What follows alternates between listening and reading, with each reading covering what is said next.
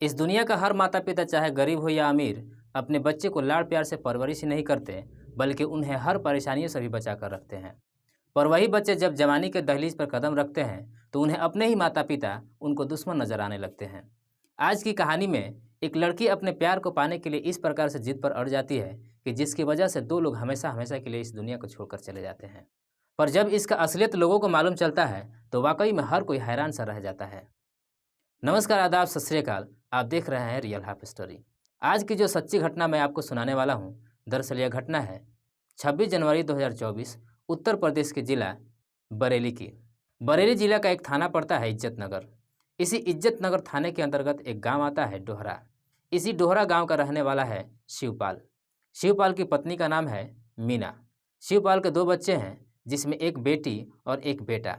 बड़ी बेटी का नाम सुनीता जिसकी उम्र लगभग 25 साल और छोटे बेटे का नाम नेत्रपाल जिसकी उम्र है लगभग 23 साल।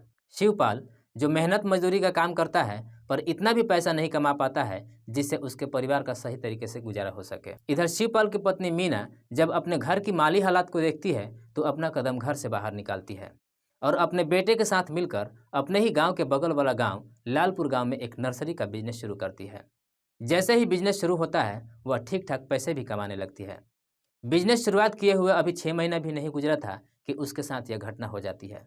26 जनवरी 2024 को सुबह सुबह हर रोज की तरह मीना अपने बेटे नेत्रपाल के साथ नर्सरी में काम करने के लिए जाती है और शाम तक दोनों घर नहीं पहुंच पाते हैं। जब माँ बेटा देर शाम तक घर नहीं पहुंचते हैं तो मीना की बेटी सुनीता अपने भाई के नंबर पर फ़ोन करती है पर नेत्रपाल का नंबर स्विच ऑफ बताने लगता है।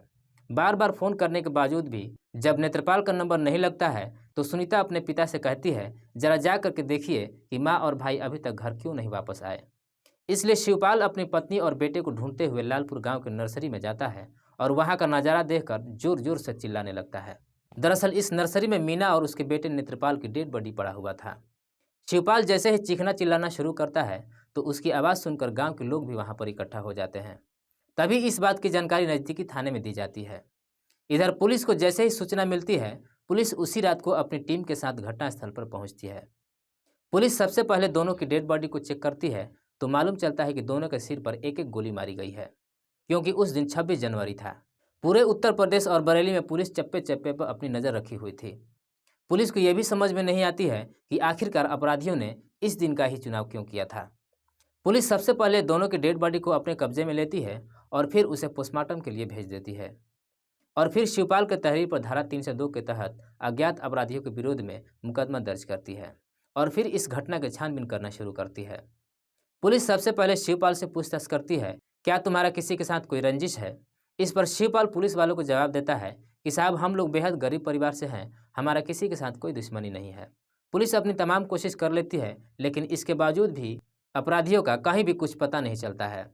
पर जैसे ही अगले दिन मीना और उसके बेटे का जब पोस्टमार्टम रिपोर्ट आता है तो उसमें एक बड़ा ही चौंकाने वाला खुलासा होता है। दरअसल पोस्टमार्टम रिपोर्ट में बताई जाती है कि दोनों की हत्या गोली मार करके नहीं बल्कि दोनों के सिर पर किसी भारी चीज से वार किया गया था। पुलिस को जैसे ही इस तरह का पोस्टमार्टम रिपोर्ट मिलता है तो पुलिस भी काफ़ी तेजी से हरकत में आ जाती है। इस बार पुलिस शिवपाल की बेटी सुनीता से पूछताछ करती है। सुनीता पुलिस वालों से कहती है कि साहब, मुझे शक है कि शायद मेरी माँ और भाई की हत्या किसी और ने नहीं बल्कि मेरी शादी जिससे लगी हुई थी उसी ने किया है। दरअसल सुनीता की शादी संजीव से तय हुई थी जो मीरगंज का रहने वाला है और पंजाब में रहकर एक प्राइवेट कंपनी में नौकरी करता है। सुनीता जैसे ही इस तरह की बातें पुलिस वालों से कहती है, पुलिस सुनीता से संजीव का मोबाइल नंबर लेती है और उससे बातचीत करना शुरू करती है। पुलिस जब संजीव से सुनीता की माँ और उसके भाई की हत्या के बारे में पूछताछ करती है तो संजीव कहता है, साहब, मुझे तो मालूम ही नहीं है कि सुनीता की माँ और उसके भाई की हत्या किसने किया है। मैं तो पंजाब में अपनी नौकरी कर रहा हूँ। हाँ, ये बात सही है कि सुनीता की शादी मुझसे तय हुई थी लेकिन उसने खुद ही शादी करने से इनकार कर दिया था। उसने कहा कि मैं किसी और से प्यार करती हूँ, अगर तुम मुझसे शादी भी करोगे तो मैं तुम्हें तलाक दे दूंगी या आत्महत्या कर लूंगी। संजीव पुलिस से कहता है कि साहब, सुनीता का किसी के साथ प्रेम प्रसंग चल रहा है और अपने आशिक से ही शादी करने के लिए मुझसे शादी करने से इनकार कर दिया। संजीव जब इस तरह की बातें पुलिस से कहता है तो पुलिस को भी लगता है कि शायद संजीव ठीक ही कह रहा है, लेकिन संजीव अब भी पुलिस के शक के दायरे में ही था। फिर जब पुलिस संजीव के मोबाइल का लोकेशन ट्रेस करती है तो पता चलता है कि जिस दिन सुनीता की माँ और उसके भाई की हत्या की गई थी उस दिन संजीव के मोबाइल का लोकेशन पंजाब का ही दिखा रहा है। पुलिस संजीव के कहने के आधार पर जब सुनीता के मोबाइल का कॉल डिटेल्स चेक करती है तो उसमें पुलिस को एक ऐसा नंबर मिलता है जिस पर सुनीता रोजाना कम से कम 5 से 6 घंटे लगातार बातचीत करते आ रही थी। पुलिस जब उस नंबर का डिटेल्स निकालती है तो पता चलता है कि वह नंबर उसी थाना क्षेत्र के किसी रशीद नाम के व्यक्ति पर रजिस्टर्ड है, जो सुनीता के ही गांव का रहने वाला है और टाइल्स लगाने का काम करता है। जैसे ही पुलिस को इस तरह का डिटेल्स मिलता है, अब पुलिस रशीद के घर पहुंचती है तो पता चलता है कि रशीद अपना घर छोड़कर कब का फरार हो चुका है, जिससे पुलिस को भी कहीं न कहीं रशीद के ऊपर ही गहरा शक चला जाता है। इसलिए पुलिस अब रशीद को कस्टडी में लेने के लिए उसके मोबाइल नंबर को सर्विलांस पे डाल देती है। जैसे ही रशीद का लोकेशन मिलता है, पुलिस उस लोकेशन से रशीद को अपने कस्टडी में ले लेती है। इधर पुलिस जब रशीद को लेकर थाने आती है तो डर के मारे उसका हाथ पैर थर थर कांपने लगता है। पुलिस सबसे पहले रशीद से सवाल करती है कि तुमने सुनीता की माँ और उसके भाई की हत्या क्यों किया। तो रशीद बिना किसी शक्ति दबाव के तुरंत ही अपनी सच्चाई कबूल कर लेता है। रशीद पुलिस से कहता है कि साहब, मैं उन दोनों को मारना नहीं चाहता था, लेकिन उन दोनों ने मेरे सामने इस तरह का सिचुएशन ही खड़ा कर दिया था कि मेरे पास और कोई रास्ता ही नहीं था। रशीद जब इस हत्या की पूरी कहानी बताता है तो वाकई में इसे सुनने के बाद हर कोई चौंक सा जाता है। दरअसल इस कहानी की शुरुआत होती है साल 2018 से, जब पहली बार रशीद सुनीता के घर में टाइल्स लगाने जाता है। रशीद सुनीता को देखकर पहले ही नज़र में उसे अपना दिल ले बैठता है। इधर सुनीता भी रशीद को पसंद करने लगती है। दोनों के बीच में अब प्रेम प्रसंग शुरू होता है। दोनों फोन पर एक दूसरे से बात ही नहीं करते, बल्कि जब भी मौका मिलता एक दूसरे से मुलाकात भी करते। दोनों के बीच प्रेम का रंग ऐसा चढ़ा कि आखिरकार वे दोनों एक दूसरे से शादी करने का फैसला ले लेते हैं। लेकिन दोनों जानते थे कि शादी की मंजूरी दोनों के घर परिवार वाले किसी कीमत पर नहीं मानेंगे। इस बात की जानकारी सुनीता के साथ साथ रशीद के घर परिवार वालों को भी हो जाती है कि रशीद का किसी गैर जाति की लड़की से प्रेम प्रसंग शुरू हो चुका है। इसलिए रशीद के माँ बाप जल्दी से अपने बेटे की शादी अपनी जाति बिरादरी के एक लड़की से कर देते हैं। हालांकि यह शादी रशीद के मनपसंद से नहीं होती है। रशीद शादी तो कर लेता है, लेकिन इसके बावजूद भी सुनीता से बातचीत करना बंद नहीं करता है। सुनीता के माता पिता भी सुनीता की शादी करने के लिए कई जगह रिश्ते की बात करते हैं, लेकिन सुनीता शादी करने के लिए तैयार ही नहीं होती है। इधर रशीद अपनी शादी करने के बावजूद भी सुनीता से लगातार बातचीत करते रहता है। एक दिन रशीद सुनीता से फिर से कहता है कि मैं तुमसे शादी करना चाहता हूँ। तो सुनीता कहती है कि तुम्हारी तो ऑलरेडी शादी हो चुकी है और तुम्हारी 3 महीने की एक बच्ची भी है। इस पर रशीद कहता है कि मैं तुम्हारे लिए अपनी पत्नी और बच्ची को भी छोड़ दूंगा। जैसे ही रशीद इस तरह का पेशकश सुनीता के सामने रखता है, सुनीता रशीद से शादी करने के लिए तैयार हो जाती है। लेकिन इसी बीच सुनीता के माता पिता उसकी शादी संजीव से तय कर देते हैं। संजीव से जब शादी तय हो जाती है, इस बात की जानकारी सुनीता रशीद को दे देती है। रशीद संजीव के नंबर पर फ़ोन करता है और उसके ऊपर दबाव देता है कि तुम इस शादी से इनकार कर दो। इधर संजीव को जब मालूम चलता है कि सुनीता ऑलरेडी किसी दूसरे से प्यार करती है तो संजीव को भी यह समझ में नहीं आता है कि वह क्या करे। इधर जैसे ही शादी की तारीख नज़दीक आनी शुरू होती है, रशीद एकदम से परेशान हो जाता है।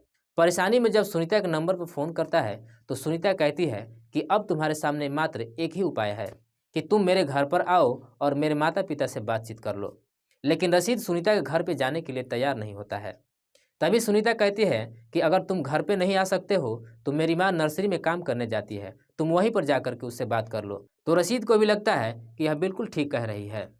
हर रोज़ की तरह 26 जनवरी 2024 को सुनीता की माँ और उसका भाई नेत्रपाल जब नर्सरी में काम करने के लिए जाते हैं, शाम के वक्त रशीद भी उन दोनों से बातचीत करने के लिए वहाँ पर जाता है और जा कर के सुनीता की माँ और उसके भाई से सुनीता से अपनी शादी करने की बात कहता है। जैसे ही रशीद इस तरह की बातें कहता है, नेत्रपाल इस पर काफ़ी गुस्से में आ जाता है और इसी बात को लेकर नेत्रपाल और रशीद के बीच में झगड़ा तकरार शुरू हो जाता है। झगड़ा तकरार में नेत्रपाल रशीद के ऊपर काफ़ी भारी पड़ जाता है, इसलिए रशीद वहां पर रखे एक हथौड़े को उठाता है और उसी हथौड़े से नेत्रपाल के सर पर काफ़ी जोर से वार कर देता है, जिसकी वजह से नेत्रपाल की घटनास्थल पर ही मौत हो जाती है। मीना जब अपने बेटे को मृत अवस्था में देखती है तो वह पीछे से रशीद को इतनी जोर से पकड़ती है कि मीना के नाखूनों का निशान रशीद के शरीर पर भी आ जाता है। जब रशीद को काफ़ी तेज दर्द होता है तो उसी हथौड़े से मीना के भी सर पर काफ़ी तेज वार कर देता है, जिस वजह से मीना की भी वहीं घटनास्थल पर ही मौत हो जाती है। फिर रशीद नेत्रपाल का मोबाइल नंबर लेकर के स्विच ऑफ कर देता है और मोबाइल और हथौड़े को वहीं झाड़ियों में छुपा देता है। उसके बाद से रशीद इस घटना की जानकारी सुनीता को भी नहीं देता है और अपना घर छोड़कर मौके से फरार हो जाता है। पुलिस रशीद को अपने कस्टडी में लेती है और अगले दिन जिला अदालत में पेश करने के बाद उसे जेल भेज देती है। दोस्तों, आपको इस घटना के बारे में बताकर किसी भी तरह से हैरान व परेशान नहीं करना है, बल्कि आपको यह कहना है कि आप जहाँ भी रहें स्वस्थ रहें और सुरक्षित रहें और अपनों का ख्याल रखें। इस पूरी घटना के बारे में आप क्या सोचते हैं? आप अपनी राय कमेंट बॉक्स में ज़रूर दीजिए। तब तक के लिए जय हिंद, जय भारत।